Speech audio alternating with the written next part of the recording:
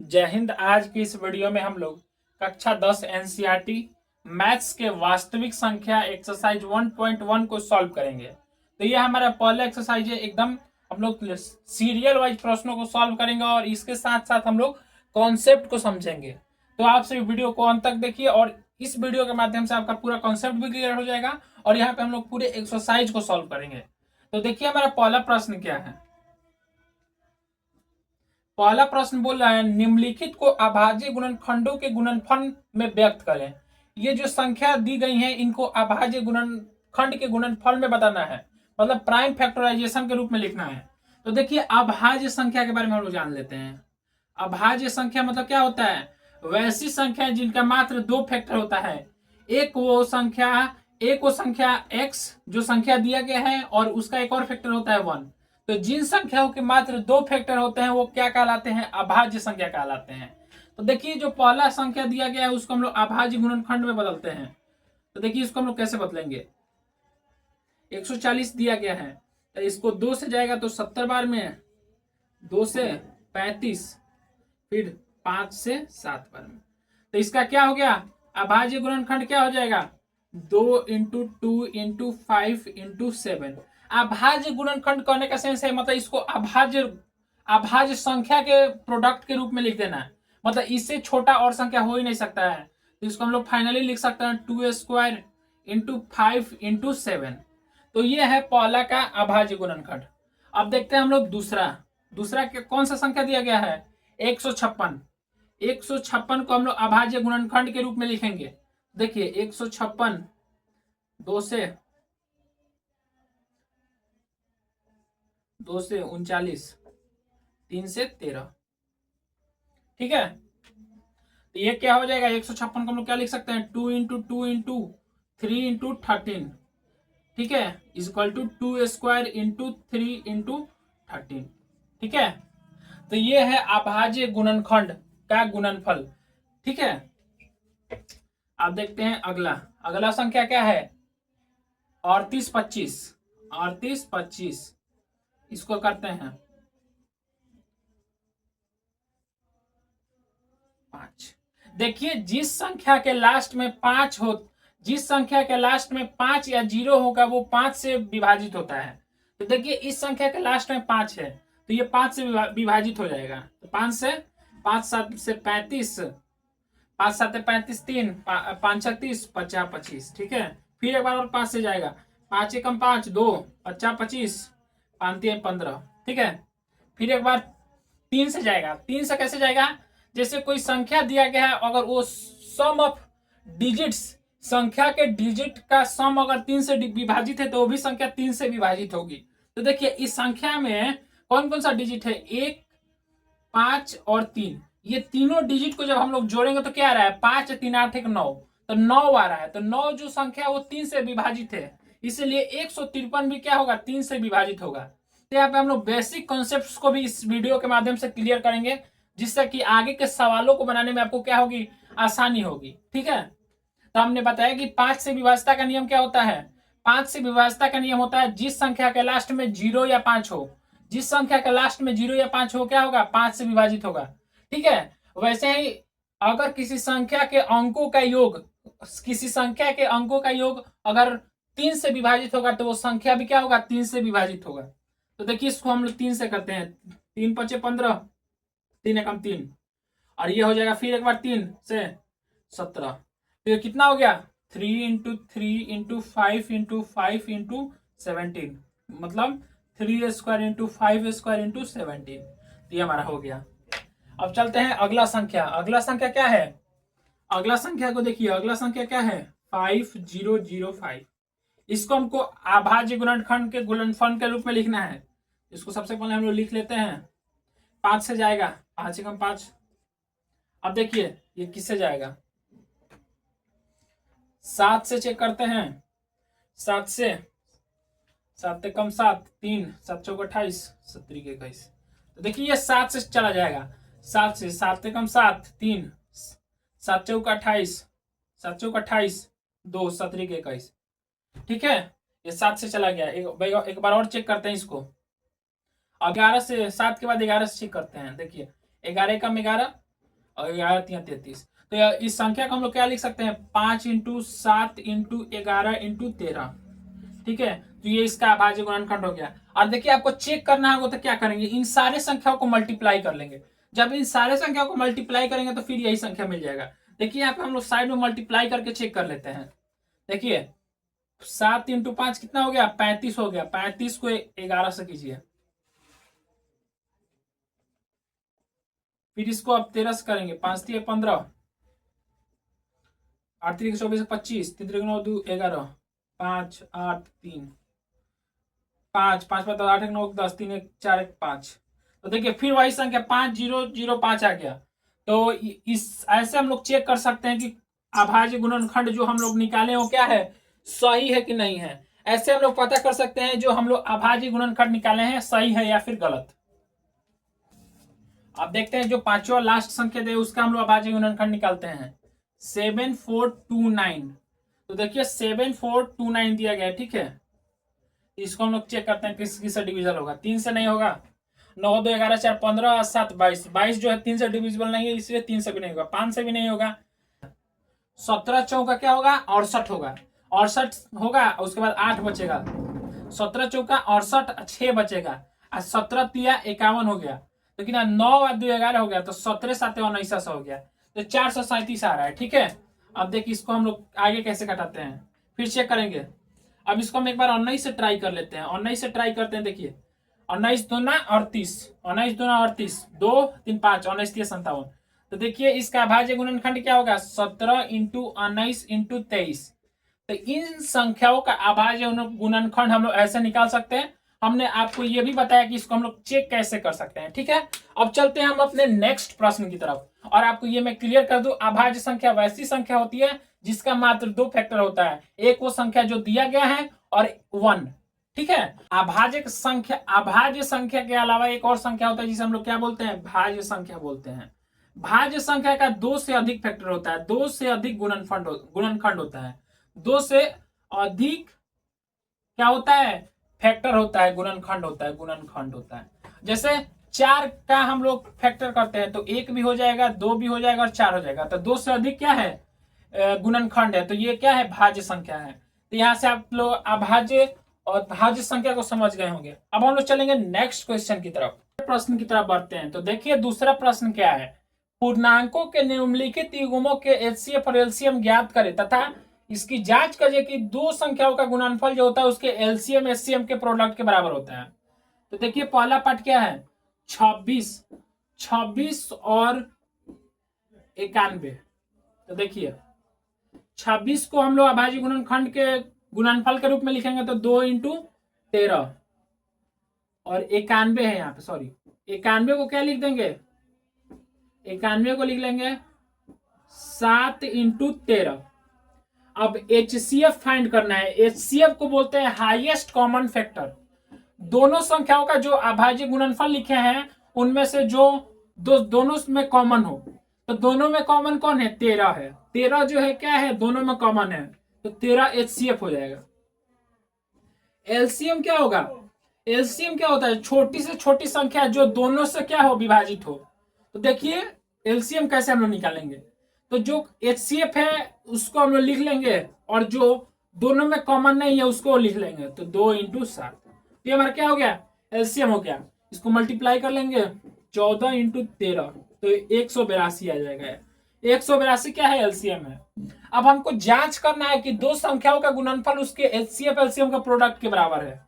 तो HCF × LCM करेंगे तो कितना आएगा, 182 × 3, 182 × 13। तो इसको क्या, इसका क्या होगा मल्टीप्लीकेशन, देखिए मल्टीप्लाई करते हैं 182 को 13 से। 3 दूना 6, 8 3 के 24, 3 दूना 6, 8 3 के 24, 3 2 5, 2 8 1, 6 6 8 5 13, 23 66। अब दोनों संख्याओं को मल्टीप्लाई कर लेते हैं। प्रोडक्ट दो संख्याओं का गुणनफल, संख्याओं का गुणनफल इज इक्वल टू 91 × 26। तो इसको गुना कर लेते हैं 91 को 26 से। 6 9 6 54, 2 9 2 18, 6 6 8 5 13, तो इसका मल्टीप्लीकेशन कितना आया 2366। तो यहां से हम लोग जब इक्वेशन 1 और इक्वेशन 2 को ऑब्जर्व करेंगे, सबसे पहले हम लोग इरेज कर लेते हैं इसको, जो रफ वर्क है इसको हम लोग इरेज कर लेते हैं। अब देखिए यहां से इक्वेशन और 1 और इक्वेशन 2 को जब हम लोग ऑब्जर्व करेंगे तो देखिए एलसीएम एचसीएफ का जो प्रोडक्ट है वो दोनों संख्याओं के गुणनफल के बराबर आ रहा है। तो यहां से हम लोग कह सकते हैं कि एचसीएफ इंटू एलसीएम जो है इसके बराबर है, संख्याओं के गुणनफल के बराबर है, के बराबर है। क्या होगा, हैंस प्रूव्ड, हैंस प्रूव्ड। क्या हो गया, प्रूव हो गया। ठीक है, अब हम लोग चलते हैं अपने सेकेंड पार्ट की तरफ। अगर आपको कोई डाउट हो तो कमेंट बॉक्स में जरूर पूछिए। ठीक है, अब देखिए ये दूसरा प्रश्न 510 और 96 है। तो देखिए 510 को कैसे लिखेंगे, 510 को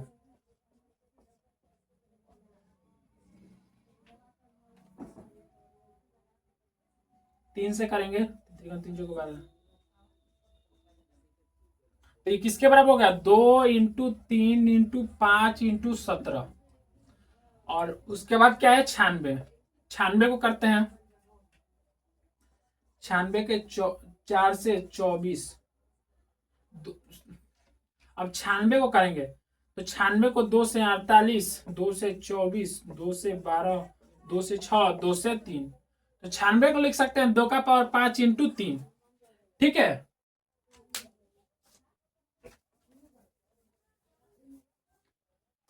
ठीक है। अब देखिए आप दोनों का हम क्या किए, अभाज्य गुणनखंड के गुणनफल के रूप में लिख दिए। ठीक है, अब उसका हम लोग एचसीएफ फाइंड करेंगे। एचसीएफ, एचसीएफ क्या होता है, हाईएस्ट कॉमन फैक्टर, वैसा गुणनखंड जो दोनों में हो।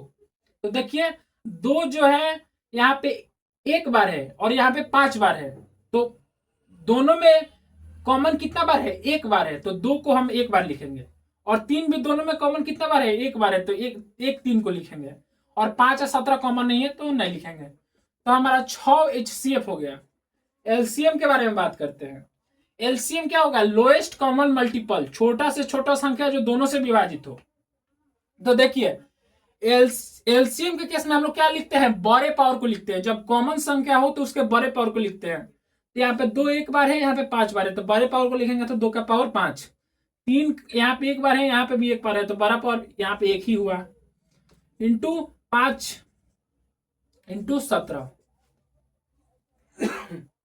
यहाँ पे हम लोग 5 का पावर 0 भी लिख सकते हैं, 17 का पावर 0 भी लिख सकते हैं, क्योंकि किसी भी संख्या x का पावर 0 जो होता है 1 के बराबर होता है। तो देखिए यहाँ पे 5 0 बार है, यहाँ पे एक बार है, तो 12 पावर लिखेंगे तो 5। 17 यहाँ पे 0 बार है, एक बार है, तो यहाँ पे 12 पावर लिखेंगे तो 17। तो इसका मल्टीप्लीकेशन कर लेंगे।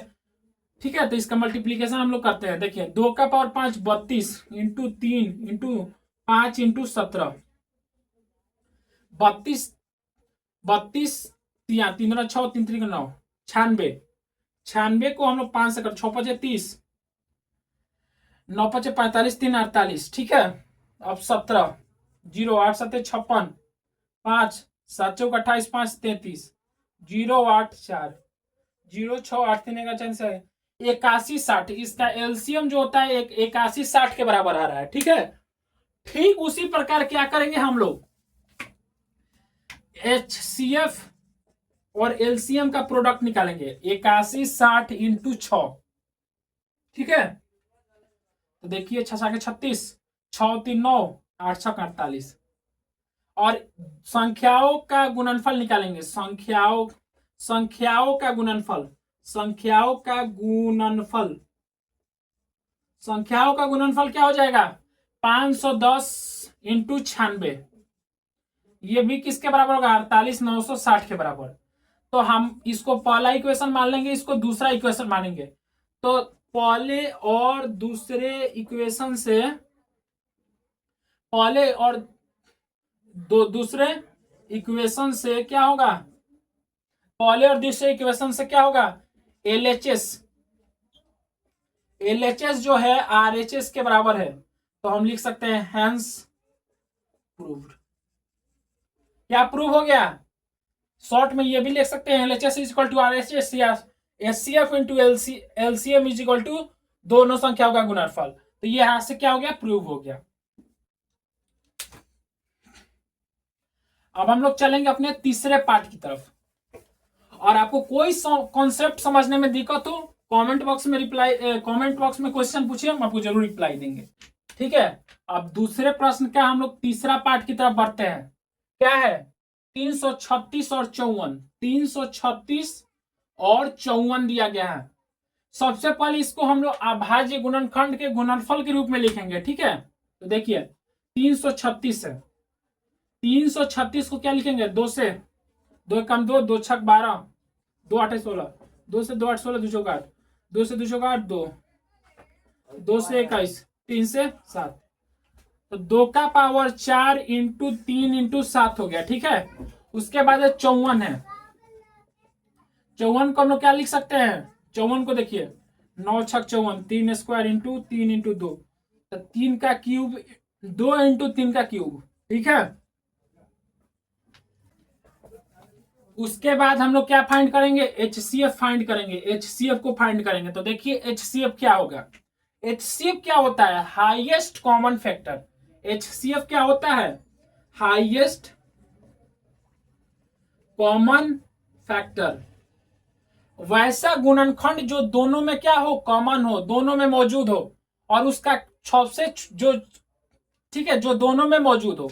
तो देखिए 2 यहाँ पे एक बार है, यहाँ पे 4 बार है, तो दोनों में मौजूद कितना बार है? 1 बार है। दोनों में हाईएस्ट कितना है? 1 बार है, तो 2 एक बार लिखेंगे। यहाँ पे 3 एक बार है, यहाँ पे 3 बार है, तो कितना बार दोनों में है? 1 बार, तो 3 लिखेंगे। तो इसका HCF कितना हो गया? 6 हो गया। ठीक है, HCF कहने का सेंस दोनों में जो कॉमन गुणनखंड है, HCF क्या होता है? दोनों का कॉमन गुणनखंड। दोनों का कॉमन गुणनखंड क्या होता है? HCF के बराबर होता है। अब देखें हम लोग LCM को। LCM क्या होता है? Lowest common multiple. Lowest common multiple के बराबर होता है। ठीक है, लोएस्ट कॉमन मल्टीपल मतलब क्या होगा? यहाँ पे हम लोग लिख सकते हैं 7 0 टाइम्स से। एलसीएम कहने का सेंस क्या है?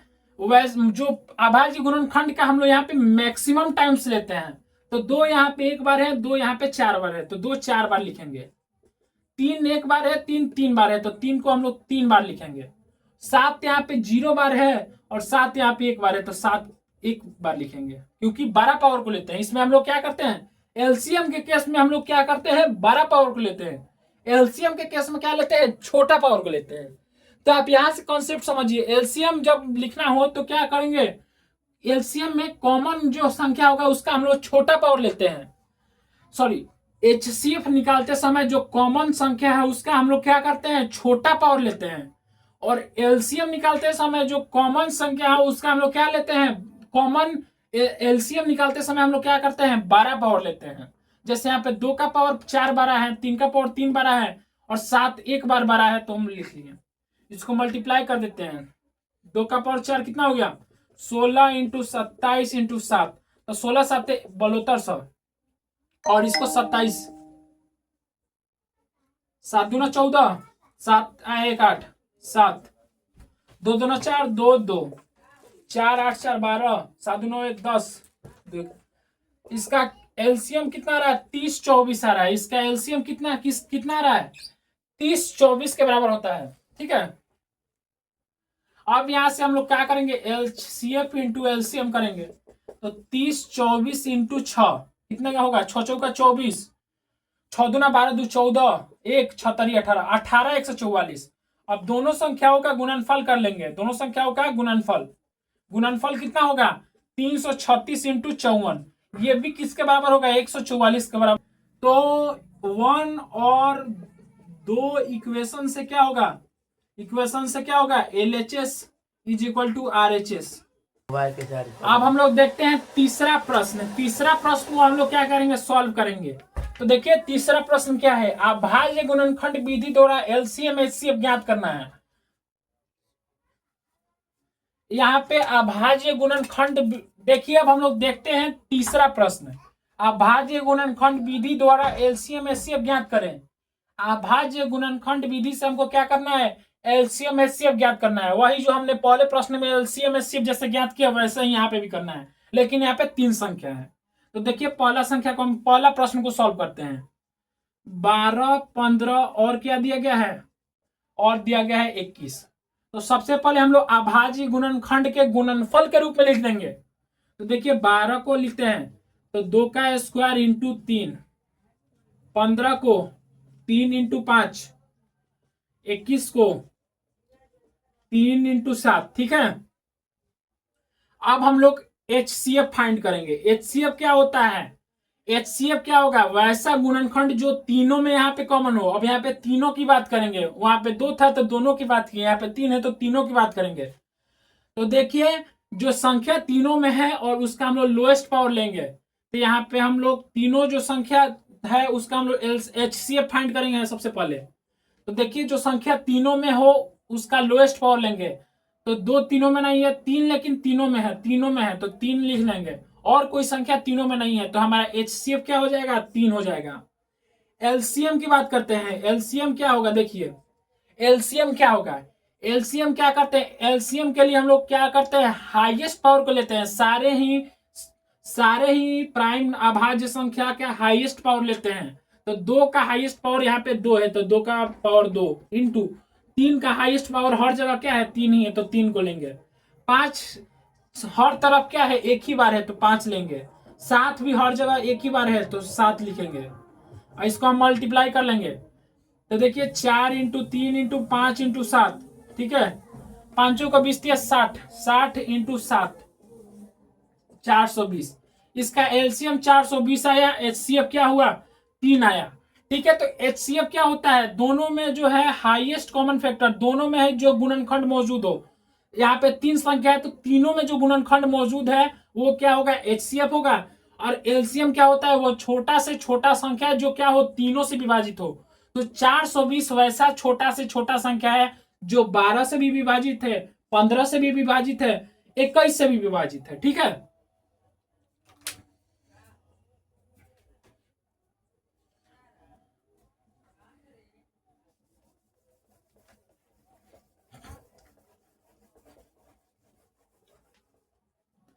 अब इस तीसरे प्रश्न का हम लोग दूसरा पार्ट को कवर करते हैं। 17, 23, 29, 17, 23 और 29 दिया गया है। तो 17 का अभाज्य गुणनखंड का गुणनफल होगा 1 इंटू 17, क्योंकि एक अभाज्य संख्या है। 23 का होगा 1 इंटू 23 और 29 का क्या होगा, 1 इंटू 29। अब देखिए यहाँ पे हम लोग क्या करेंगे, HCF को फाइंड करेंगे। HCF क्या होगा, हाईएस्ट कॉमन फैक्टर, वैसा गुणनखंड जो तीनों में हो। तो एक जो है तीनों में मौजूद है तो एक हमारा HCF हो जाएगा। तो देखिए अभाज्य संख्याओं का जो HCF होता है हमेशा ही 1 होता है। कोई कितनी भी अभाज्य संख्या हो, अभाज्य संख्या का जो HCF हाईएस्ट कॉमन फैक्टर लघु महत्तम समवर्तक जो होता है 1 होता है। एलसीएम फाइंड करते हैं। एलसीएम क्या होगा, जितनी भी अभाज्य संख्या है उसका हाईएस्ट पावर। तो 1 का हाईएस्ट पावर हमेशा एक ही बार है, 17, 23 और 29। इन तीनों को मल्टीप्लाई कर लेंगे। देखिए इन तीनों को मल्टीप्लाई करते हैं, 51, 34, 391, 29, 9, 99, 81, 29, 27, 33, 35, 2, 9, 2, 18, 3, 7, 9, 3, 8, 5, 13, 7, 9, 10, 1, 11, 11, 3, 3, 9, 11,339। इसका क्या हो जाएगा, एलसीएम हो जाएगा, महत्तम समावर्तक होगा। मतलब 11,339 वैसा छोटा से छोटा संख्या है जो 17 से भी विभाजित है, 23 से भी विभाजित है और 29 से भी विभाजित है। तो देखिए यहाँ पे कॉन्सेप्ट क्या है, जब अभाज्य संख्याओं का हमको HCF फाइंड करना है तो अभाज्य संख्याओं का HCF हमेशा 1 होता है। और जब एलसीएम की बारी आती है तो एलसीएम जो है तीनों संख्याओं के प्रोडक्ट के बराबर होगा। ठीक है, तो जितनी भी संख्या दी गई हो अभाज्य संख्या, उनके प्रोडक्ट के बराबर हो जाएगा क्या, एलसीएम। और HCF हमेशा क्या होता है, 1 के बराबर होता है।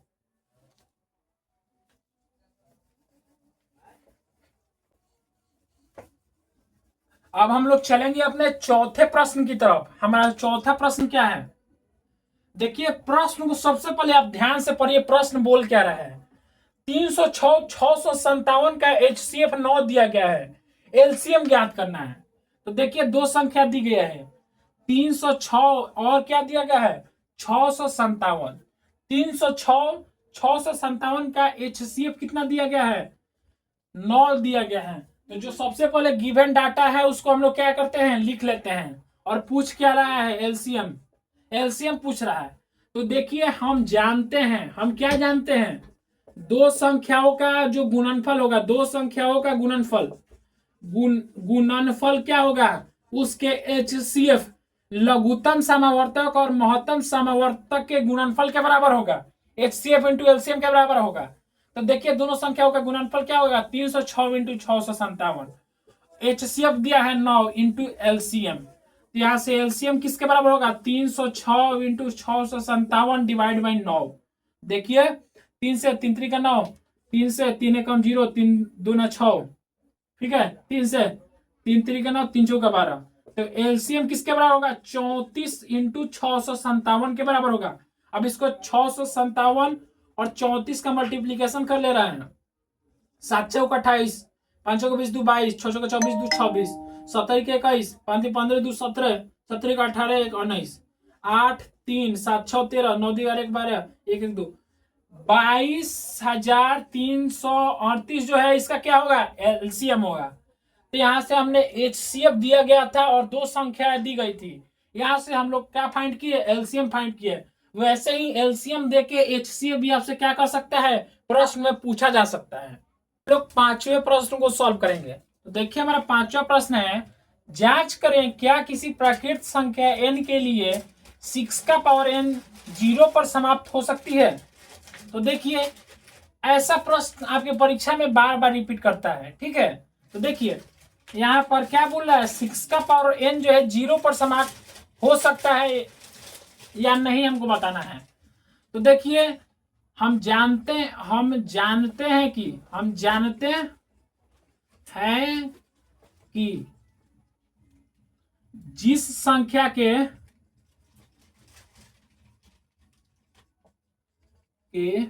अभाज्य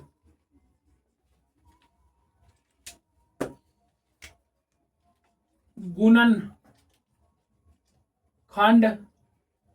में 2 और 5 आता है वह 0 से समाप्त होती है, ठीक है। ठीक है सबसे पहले आप इस स्टेटमेंट को लिखिए, फिर लिखिए दिया गया है 6 का पावर n, दिया गया है क्या आपको 6 का पावर n 0 से समाप्त हो सकता है कि नहीं।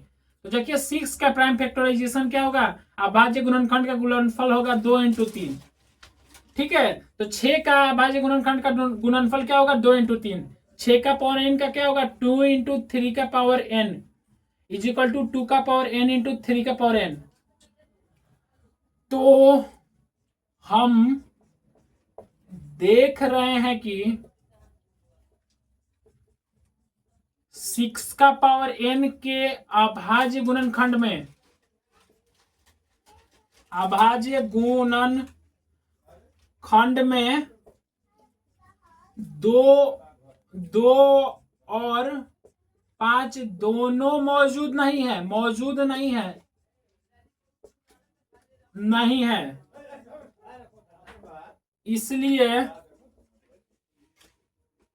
इसलिए 6 का पावर n जो है क्या होगा 6 का पावर n 0 पर समाप्त नहीं होगा, क्या होगा समाप्त नहीं होगा। तो देखिए इस तरह के प्रश्न को हम लोग ऐसे सॉल्व करते हैं। अगर आपको अभी भी कोई डाउट है तो आप सभी कमेंट बॉक्स में प्रश्न को पूछ सकते हैं। अब हम लोग बढ़ेंगे अपने नेक्स्ट क्वेश्चन की तरफ, और सबसे पहले हम लोग इरेज कर लेते हैं बोर्ड को।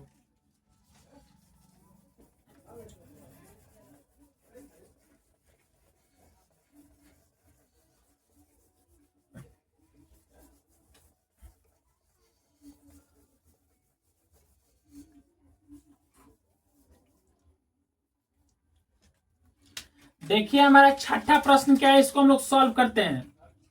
तो देखिए व्याख्या करें, जो संख्या दिया गया है दोनों भाज्य है कि नहीं। तो देखिए हमने पहले भी जाना भाज्य संख्या और अभाज्य संख्या। भाज्य संख्या क्या होता है, भाज्य संख्या वैसी संख्या होती है जिनके कितने फैक्टर होते हैं, 3 फैक्टर होते हैं, 2 या 2 से अधिक फैक्टर होते हैं। और अभाज्य संख्या का क्या होता है, अभाज्य संख्या के मात्र कितने फैक्टर होते हैं, 2 ही फैक्टर होते हैं, उसमें से एक 1 होता है और वो संख्या जो है स्वतः स्वतः वही संख्या होती है। ठीक है, तो देखिए हमको बताना है ये भाज्य है कि नहीं। तो जिन संख्याओं को 2 संख्याओं से अधिक के मल्टीप्लीकेशन में लिख सकते हैं वो क्या है, भाज्य। ये 2 के मल्टीप्लीकेशन में लिख सकते हैं केवल, तो ये है अभाज्य। ठीक है, तो देखिए पहला दिया गया है 7 इंटू 11 इंटू 13 प्लस 13। तो देखिए यहां से ये जो संख्या दिया गया है यहां से हम लोग 13 को कॉमन निकाल लेंगे। तो 13 को जब कॉमन निकालेंगे 7 इंटू 11, 7 इंटू 11 प्लस 1। ठीक है, तो 13 को हम लोग 77 प्लस 1 लिख सकते हैं। तो 13 को 13 इंटू 78 लिख सकते हैं और मल्टीप्लाई बाई 1 भी लिख सकते हैं। तो यहाँ पे हम लोग देख रहे हैं इस संख्या का जो है 2 से अधिक फैक्टर है, तो ये संख्या क्या है, भाज्य संख्या है। क्या है, इसलिए यह संख्या क्या है, संख्या क्या है, संख्या भाज्य संख्या है। क्या है, भाज्य संख्या है। इसको इंग्लिश में हम लोग क्या बोलते हैं, कंपोजिट नंबर बोलते हैं। क्या बोलते हैं, कंपोजिट नंबर। यह संख्या क्या है, भाज्य संख्या है। क्यों, इसके 2 से अधिक फैक्टर है, 2 से अधिक गुणनखंड है। और जो अगला प्रश्न है वो क्या है, देखिए 7 into 6 into 5 into 4 into 3 into 2 into 1 plus 5। यहां से हम लोग 5 कॉमन निकालेंगे। 7 into 6 into 1 into 4 into 3 into 2 into 1 plus 1। तो देखिए यहाँ पे क्या होगा, इसको हम लोग मान लेते हैं ये किसके बराबर आएगा, x के बराबर रहेगा। तो x इंटू 5 इंटू 1 लिख सकते हैं ना। तो यहाँ पे भी हम क्या देख रहे हैं, इसका 2 से अधिक क्या है, 2 से अधिक गुणनखंड मौजूद है। तो ये भी क्या हो गया, ये भी क्या है, भाज्य संख्या है। तो दोनों की दोनों संख्या ही है, यहाँ पे क्या है, हमारी भाज्य संख्या है। ठीक है, और हम लोग चलते हैं इस प्रश्नावली के लास्ट प्रश्न नंबर 7 की तरफ।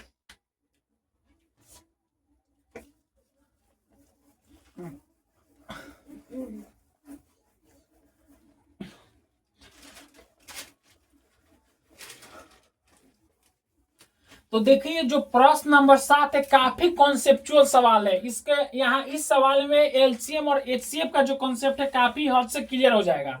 अगर आप अभी एलसीएम और एचसीएफ का कॉन्सेप्ट नहीं समझते हैं तो इस सवाल को आप देखिए ध्यान से। तो देखिए हम लोग 7वां सवाल को सॉल्व करते हैं। देखिए ध्यान से, सबसे पहले हम लोग सवाल को पढ़ते हैं। किसी खेल के मैदान में चारों ओर एक वृत्ताकार पथ है।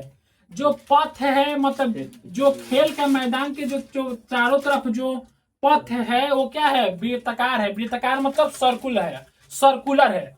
इस मैदान का एक चक्कर लगाने में सोनिया कोई एक लड़की है, उसको 18 मिनट लगता है। सोनिया को कितना लगता है, सोनिया को लगता है 18 मिनट। सोनिया को कितना लगता है, 18 मिनट। और जबकि इसी मैदान का एक चक्कर लगाने में रवि को 12 मिनट लगता है। रवि को कितना मिनट लगता है, 12 मिनट लगता है। ठीक है, अब देखिए मान ले कि वे दोनों एक ही स्थान से एक ही समय पर चलना प्रारंभ करते हैं और एक ही दिशा में चलते हैं। मान लेते हैं दोनों एक ही दिशा में ऐसे चलते हैं। ठीक है, और एक ही समय पे क्या करते हैं, स्टार्ट करते हैं दोनों के दोनों लड़के। ठीक है, दोनों एक ही जगह से एक ही समय पे स्टार्ट करते हैं। ठीक है, और एक ही दिशा में इधर ही जा रहे हैं। ठीक है, एंटी क्लॉकवाइज। तो क्या पूछ रहा है, कितने समय बाद वो क्या पूछ रहा है, कितने समय बाद वो अपने प्रारंभिक स्थान पे मिलेंगे, मतलब फिर यहाँ पे कितने समय बाद आके मिलेंगे। तो देखिए क्या है, सोनिया यहां से जब जाएगी तो 18 मिनट बाद यहाँ पे आएगी। रवि यहां से जाएगा तो 12 मिनट आएगा। तो पहला चक्कर में तो ये नहीं मिल रहा है, फिर ये कितने बार यहाँ पे आएगी तो फिर 18 मिनट लगेगा, फिर इसको 12 मिनट लगेगा। ऐसा ही चक्कर चलते रहेगा। तो कब दोनों मिलेंगे, तो देखिए कब दोनों मिलेंगे, इसके लिए हम लोग क्या फाइंड करेंगे, जब दोनों कब मिलेंगे, कितने समय बाद मिलेंगे। तो यहाँ पे कॉन्सेप्ट होता है एलसीएम का। क्या कॉन्सेप्ट है, एलसीएम का। तो देखिए ये दोनों संख्या 18 और जो 12 है इसका हम लोग एलसीएम फाइंड कर लेंगे। तो 18 का क्या होगा, इसको हम लोग सबसे पहले अभाज्य गुणनखंड के गुणनफल में लिखेंगे। तो 2 इंटू 3 और 12 को लिखेंगे 2 का स्क्वायर इंटू 3। ठीक है, अब यहां से हम इसका एलसीएम फाइंड करेंगे। एलसीएम क्या होगा, दोनों का क्या होगा, दोनों में जो अभाज्य संख्या है उसका क्या होगा, हाईएस्ट वाला पावर लेंगे। 2 इंटू यहाँ पे 3 स्क्वायर है, तो यहाँ पे क्या हो जाएगा, 2 एक बार है, यहाँ पे 2 बार है, तो 2 का स्क्वायर लेंगे। 12 वाला पावर लेते हैं, यहाँ पे भी 3 स्क्वायर, 3 का 12 वाला पावर लेंगे। तो 4 इंटू 9 इज इक्वल टू 36।